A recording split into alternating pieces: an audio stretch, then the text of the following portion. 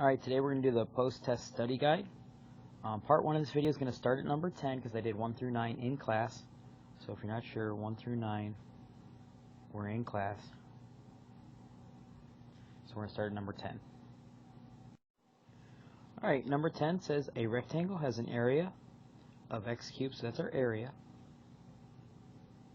So that's inside x cubed minus 2x squared plus 3x minus 18. In a width of x minus 3. Now remember, area is base times height. So to figure out the missing side, or we can say length times width. So to figure out the length, if I have the width, I just divide. So I'm going to divide it. To get this out by itself, I would divide. So I'm going to take this inside, I'm going to divide it by the outside. So really this is a division problem. So I'm going to use synthetic division. So use the hint sheet for synthetic division. So I'm going to make my box. Inside the box I put 1, negative 2, positive 3, and negative 18. I'm going to use this x minus 3 to put outside the box. Now since negative 3 is hanging with our x, we don't trust them, I put a positive 3. So that's a big key. Make sure you change that sign. Now, if you look at the hint sheet, it says you have to add the numbers inside, multiply outside.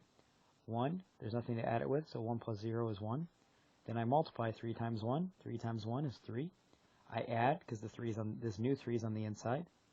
It gives me positive 1. This 1's on the outside, so I multiply by 3.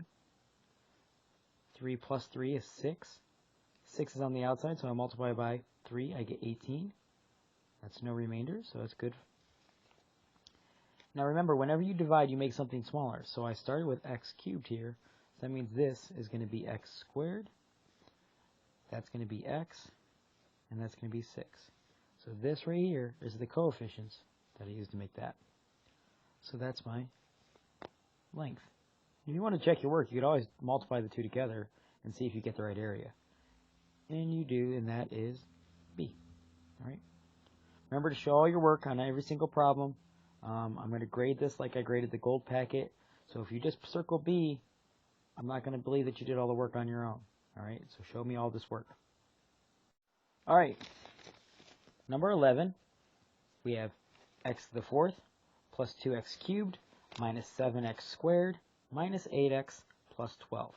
They're telling you negative 3 is a 0. So once again, this is synthetic division. So that's the hint you're going to use. Okay? On that hint sheet. So first thing we're going to do is make our box. So if you look at step 1, it says make your box. I'm going to put 1, 2, negative 7, negative 8, and 12 inside the box. Negative 3 goes outside the box. I don't change the sign because negative 3 is not hanging out with my x. I can trust them. And we do the same thing, rinse and repeat, just like number 10. 1, there's nothing to add to it, so you add on the inside. 1 plus 0 is 1. Now that new 1 is on the outside, so I multiply by negative 3. 1 times negative 3 is negative 3. 2 and negative 3 is negative 1. Negative 3 times negative 1 is positive 3. Gives me negative 4. Negative 3 times negative 4 is negative 12, or positive 12. I end up with 4. Negative 3 times 4 is negative 12. No remainder. So this was x to the fourth, so now I have x cubed minus x squared minus 4x plus 4. See how these coefficients gave me that. There are two options here. You could pretend this is just like number 7, where you find p and q. So you could use p's and q's. But I'm going to factor this. And I'm going to factor by grouping. So I'm going to use my factoring hint. It tells me that because I have 4 terms, I have to be able to factor by grouping. Factor by grouping says you look at the first two. They have letters in common. They both have x's. They both have at least 2 x's. So I put x squared on the outside, which gives me x minus 1 inside. Now, I look at these two. They both have a 4 in common. I'm going to bring out negative 4 because I want it to be positive x. So bring out negative 4. And if I bring out if I had positive 4, I bring out negative 4, I'm left with minus 1. And the reason I picked negative 4 instead of positive 4, because they do have a positive 4 in common, is I want these parentheses to match. And they do. And I double check. Negative 4 times x is negative 4x. Negative 4 times negative 1 is positive 4. So I didn't break any rules. I still have everything exactly the same. Now, I'm going to write this as x squared minus 4, x minus 1. Because these parentheses match, so I write them once. I write x squared minus 4 once. All right. Now, I'm solving, so I set it equal to 0. So I say x squared minus 4 equals 0. X minus 1 equals 0. I add 4 to both sides, so I get x squared equals 4. I square root both sides. Remember, that's an even, so I have x equals plus or minus 2. I add 1 to both sides, I get x is equal to 1. There's my 3 zeros. There's my 4th 0. So I have you could put zeros are x is equal to negative 3, 1, negative 2, and positive 2. And I thought there was 4 zeros when I started because that exponent is 4. So that's it for number 11.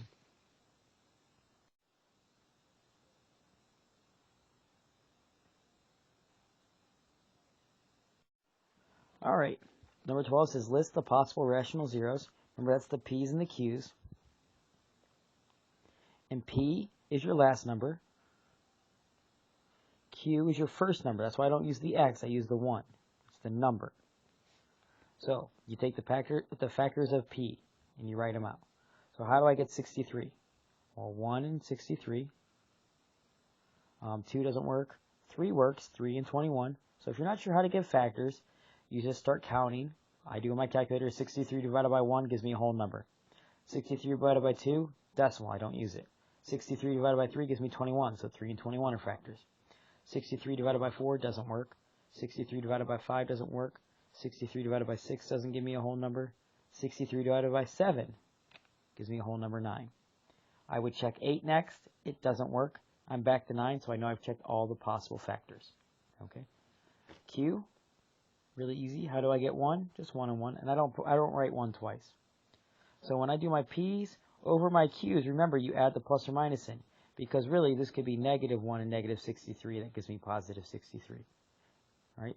So it's always plus or minus. So my final options are, since Q is 1, I don't have any fractions. I just have plus or minus 1, plus or minus 3, plus or minus 7, plus or minus 9, plus or minus 21, plus or minus 63. That's not one of your 4 options on 12. So 12, don't use any of those 4 options. Right? And that's it. Alrighty. So I'm going to find all the zeros when f of x is x cubed minus 5x squared minus 4x plus 60. So because of that 3, I know there's going to be at most 3 zeros. So right away you can eliminate option A if you wanted to, because there's no way you can have 4 zeros. It's just not possible. All right. Now, if we don't worry about the options, step 1 is about the P's and the Q's. All right. So there's my P. Remember, that's the last number. There's my Q. Remember, that's the first number. So even though there's not a 1 there, there really is a 1 there. So I'm going to write out all the factors of 60. Because 1 is my Q, I don't worry about a fraction. So I just do, how do I get 60? Well, I could have plus or minus 1, plus or minus 60. I could have plus or minus 2. So I do 60 divided by 2. I end up with 30. That's why it's plus or minus 30. 3 works. 3 and 20. So I have plus or minus 3, plus or minus 20. 4 works. Plus or minus 4, plus or minus 15. 5 works. So I have plus or minus 5. It's 12. 5 times 12 is 60. 6 works. 6 and 10. All right. So I have those are all my options. Normally you would just randomly guess what options. So step 2 is the synthetic division part. So there's a whole, if you're not sure where I'm looking at, on the hint sheet where it says, on the top right where it says, if no factors or zeros are given, this is what you do. These are the steps I'm following. So I do the synthetic division part. On the inside I put 1, negative 5, negative 4, and 60. Now, I'm going to put negative 3 on the outside. I'm going to pick negative 3 first because when I look at my options, I look at my multiple choice, negative 3 is in every single one, so I know this is going to work. So I don't have to try 10, 6, 12. I don't have to try any of those numbers because they're not in the options. 1's not in any of the options.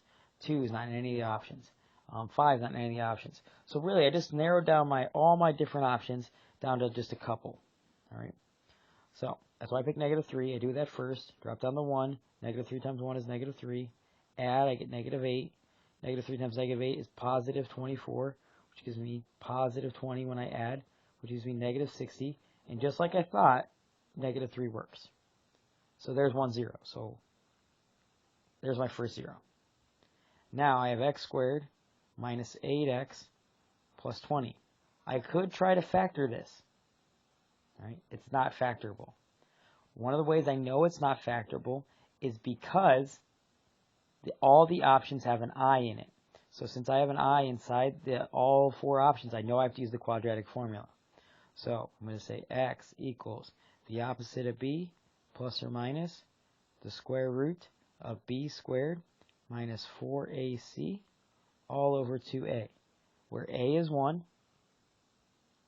b is negative 8, and c is 20.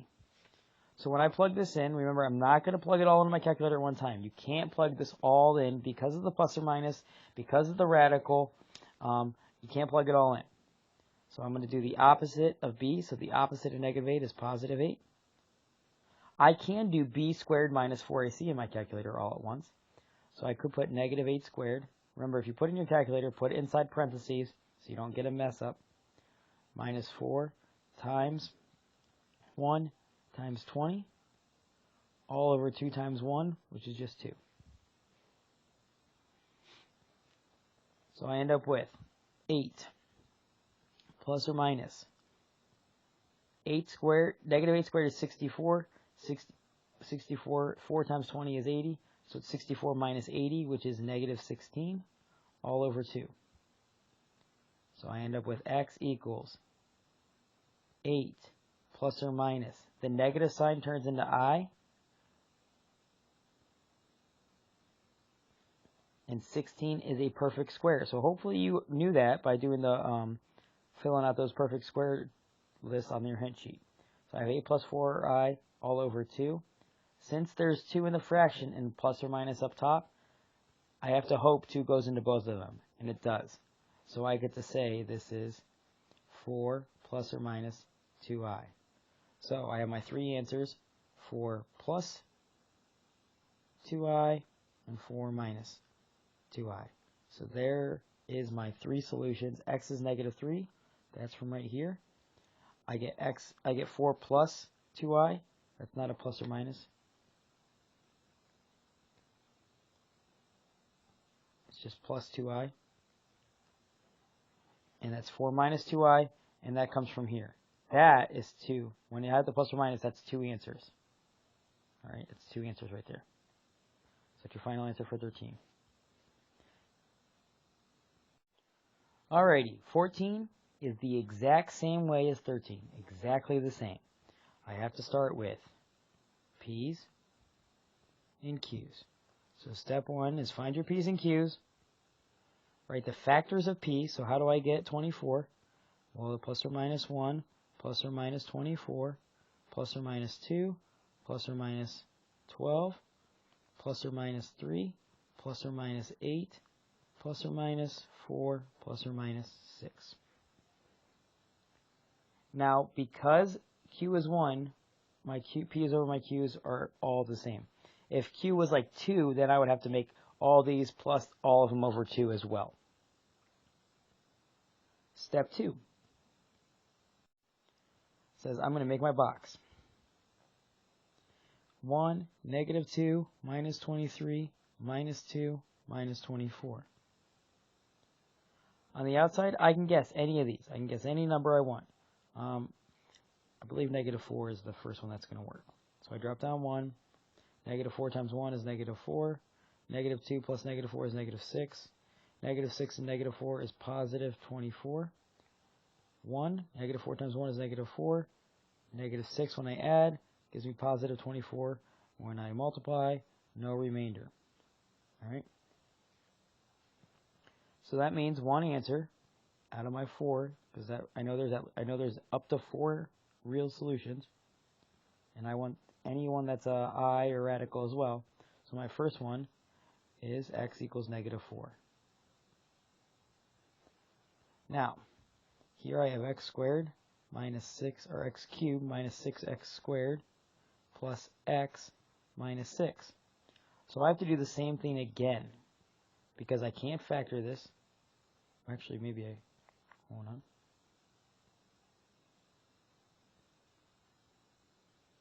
I could factor by grouping, or I could keep on picking numbers. So what I'm going to, a lot of us, you could factor by grouping, or you could keep on picking different numbers from this list. You could try 6, or you could do the P's and Q's method. But I'm going to factor this by grouping. They both have an x squared in common, so I take out x squared, I'm left with x minus 6, and then I just leave that x minus 6. I'm going to put a 1 in front of there in case you don't know why, but we need that 1 there. So x squared plus 1 is a set of parentheses, and x minus 6 is another set of parentheses. Remember, we're solving, we're finding 0, so I set it equal to 0. X is equal to 6 is my second 0. And then I have x squared plus 1 equals 0. I subtract 1 from both sides. I square root both sides. I get x equals plus or minus. The square root of negative 1 is just I. So then I have x equals I, x equals negative I. I think it's the easiest way to do 14. And that's it. All right. Number 15 says write a polynomial function that has zeros 4, 2, and 1, and a leading coefficient of positive 1. So hopefully you know the leading coefficient is the first number. All right.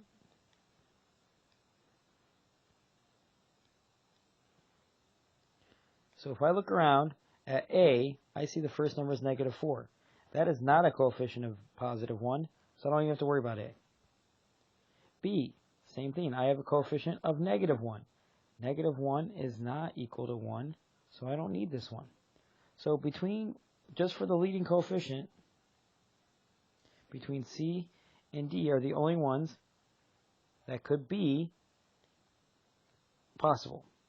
Then I look at zeros. Well, I have 3 zeros. I have 4, 2, and 1.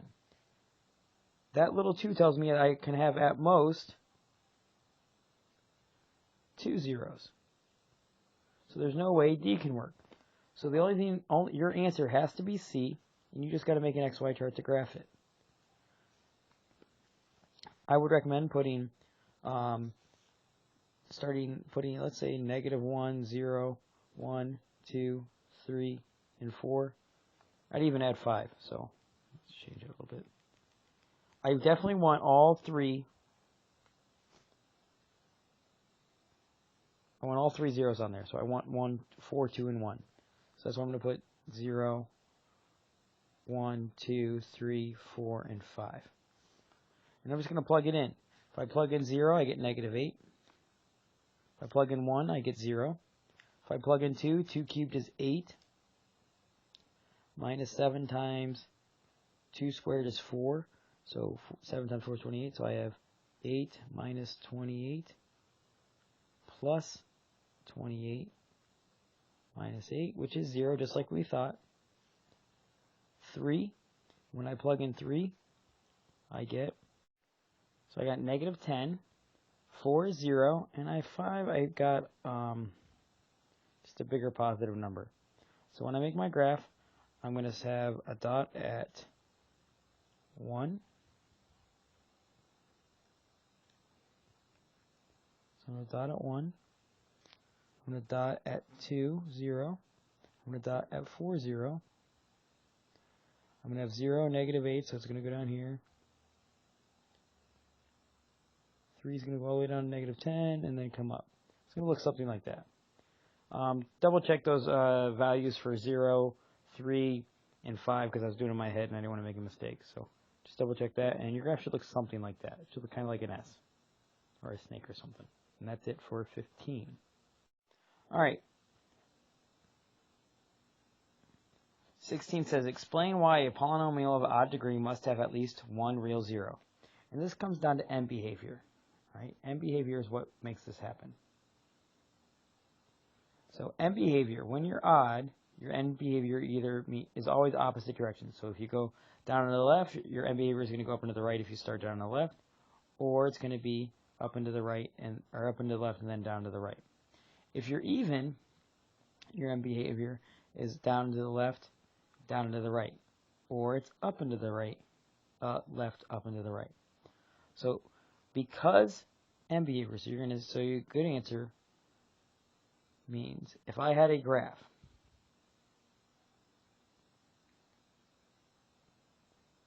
if I start down and to the left and I have to finish up and to the right, I eventually have to cross, somewhere I have to cross that x-axis, which means I have at least one zero. I might only cross it once. Or if I start down and up and to the left and I finish down to the right, I have to cross that middle line once. So because end behavior is in opposite directions,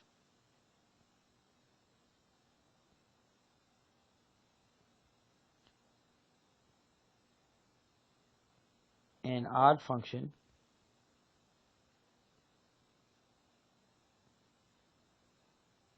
must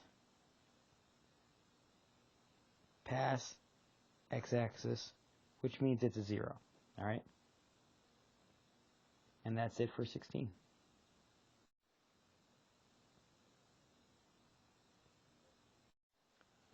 Seventeen says open end. Sketch the graph of a third degree polynomial. Third degree means it's odd.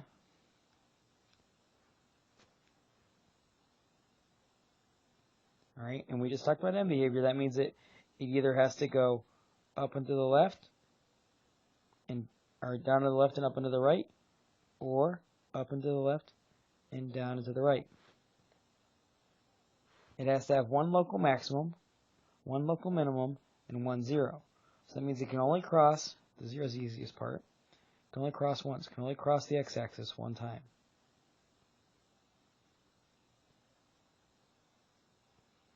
So I know it has to go, let's just pick up and to the left, or down to the left and up and to the right.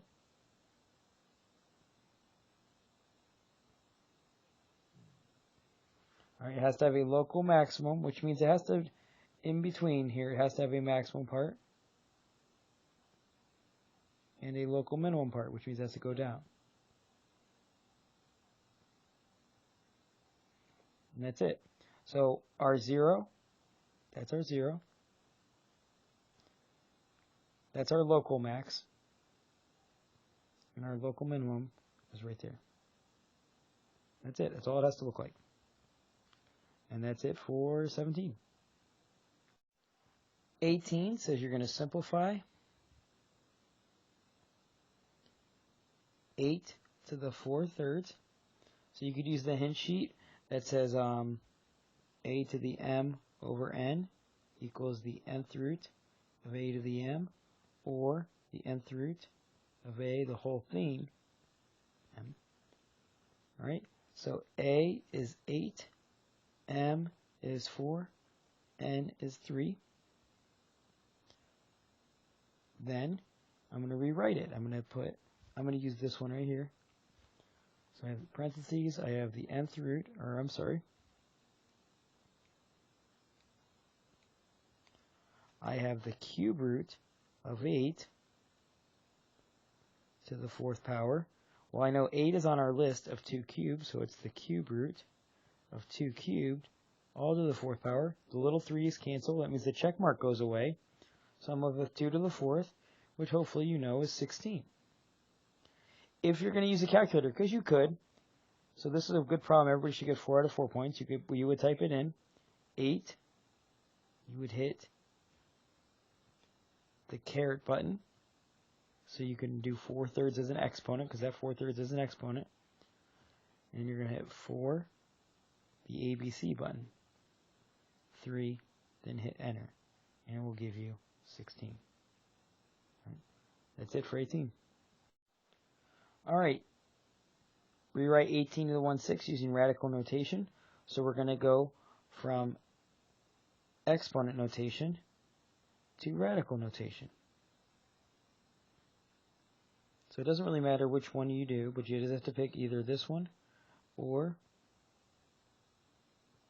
that one. So one of those two. Tell me A. A is 18. M is 1. N is 6. Okay. I'm going to plug in 18. I have a 6 here. I have 18. And since it's to the first power, it doesn't matter if you just leave it that way. You can put it that way. Or you can put parentheses to the first power. Either way, that's it right there. And that's it for 19.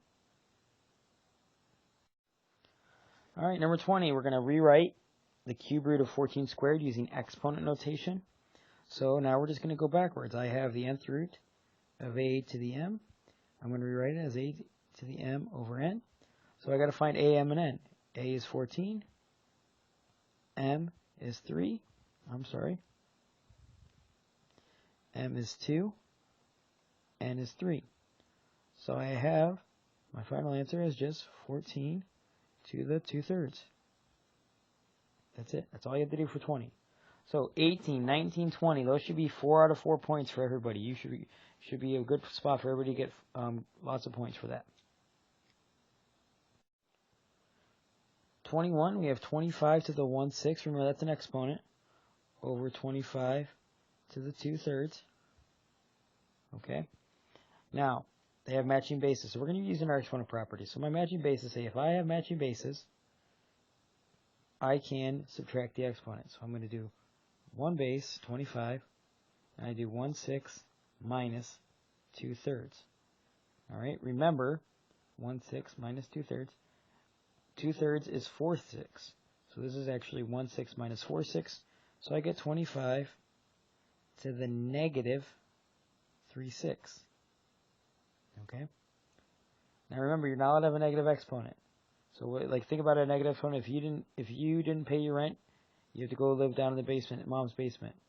So you have a negative exponent. That means 25 didn't pay his rent. So he's got to go live in mom's basement.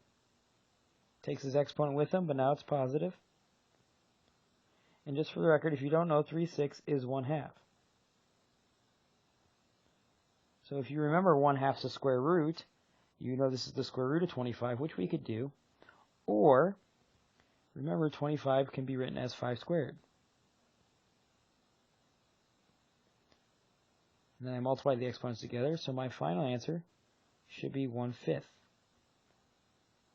And that's it for 21. So another problem, I think everybody should have a really good shot to get 4 out of 4 points. Alright, 22.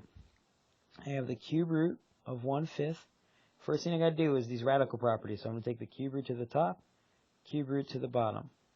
I do this because now that's perfect. So this becomes the cube, this becomes 1 over the cube root of 5. So now I need to multiply by the I need to make the radical disappear. So to make the radical disappear, I have to multiply by 1. So I know it has to be the cube root over the cube root. Remember, that's 5 to the first. I want 3 5s to get out of jail, so I put 2 more 5s right here. And whatever I put on the top, I have to put on the bottom, because remember, this whole thing has to equal 1. Multiply across the top, I get the cube root of 5 squared, all over the cube root of 5 cubed. 3's cancel, so you're left with the cube root of 25 all over 5. And that's it for 22. And that's going to finish up part 1 of the video. Hopefully everybody's working and there's no issues. If there are issues, I'm sure I'll find out. So have a great day. So this video goes up to number 22. We'll start on number 23 in part 2.